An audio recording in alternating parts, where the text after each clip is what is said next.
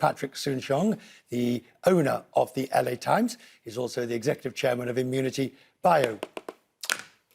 As the owner of the Times and a major CEO, what do you see as your responsibility, both for yourself and the paper in this regard?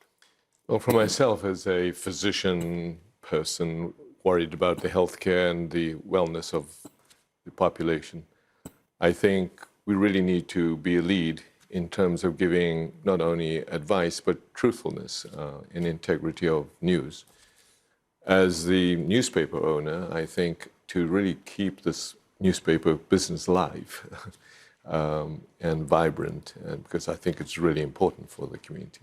But as we see politicians duck and weave over this question of greater or no gun control, do you see it, would you ring the editor and say, listen, I am the proprietor and I've decided we are saying more gun control, even if that costs me readers, I want the paper to be saying this? I feel very strongly about that, whether it be gun control, whether it be how we're managing COVID, how we're managing social justice. I think we should be a voice for the people on behalf of the people. And it's not about trying to be left or right.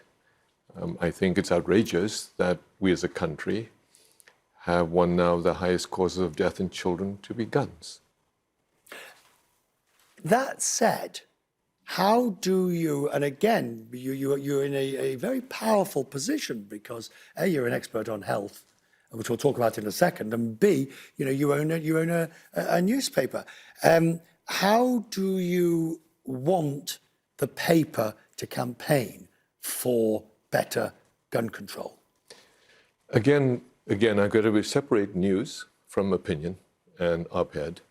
And I think within the op-ed pages, I think it's important to have both voices, but at least to put the voice of what the paper feels or what we feel as editorial on what we think is right and good for the nation. So yeah, in that context, I would hope to have some say. In the context of news and reporting, independence is critical. Let's talk about COVID, because I mean, you've kindly and generously removed your mask in the studio, and we have ensured that there's the correct distance between us, a safe distance between us.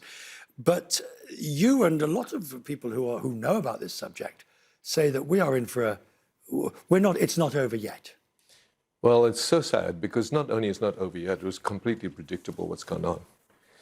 When we developed antibody-based vaccines, I predicted since 2020 that we'd create typhoid Marys. We are actually creating now an opportunity for this virus to mutate because that's what virus does against antibodies. Until you can clear the virus with a T-cell vaccine, when it's like a broken record, not only will you not be able to stop this pandemic, but there's consequences now, which I'm really concerned about with long COVID. When you say long COVID, not everybody suffered from long COVID, did they? Well, I don't know if we know when you say not everybody suffered from long COVID.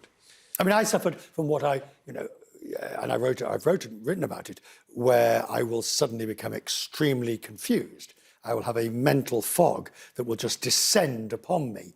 I will be grasping for a word that's quite obvious, and it might last a day, it might last a week, and then it just flew away. Is that what you're talking about, or are you talking about some physiological disease, ailment, whatever, that might be afflicting us in the future? The latter, unfortunately.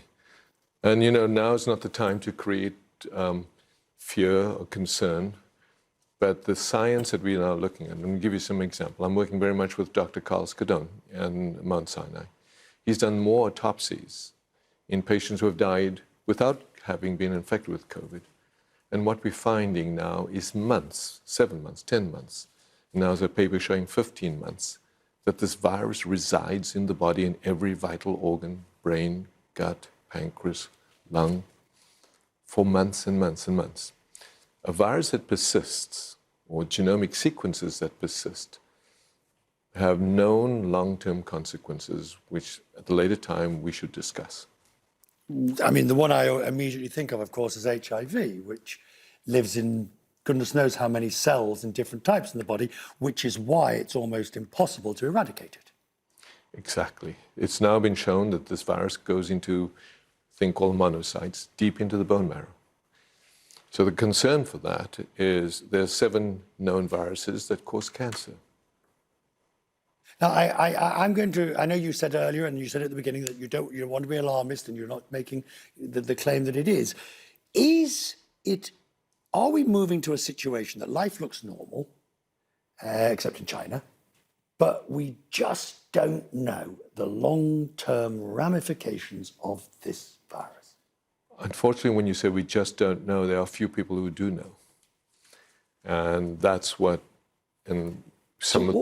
What would you like us to do? Do you think we should all go back to wearing masks more frequently than we are? Completely.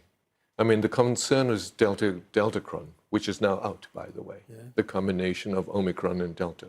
People getting, I mean, I don't know, it's very clear you're getting infected even after vaccination. You're getting infected after having been infected. And what's even, I've just spoke to my colleague last night, there's a patient now in the hospital in New York that's getting infected and mutated, multiple mutations in real time in this person's body. So to wear a mask around is not only good for you, but good for all of us. Thank you very much, sir. We'll talk more. Oh dear. It's really good to have you with us tonight. I'm so thank you grateful for that you having me. came tonight. Thank you, sir. Thank you.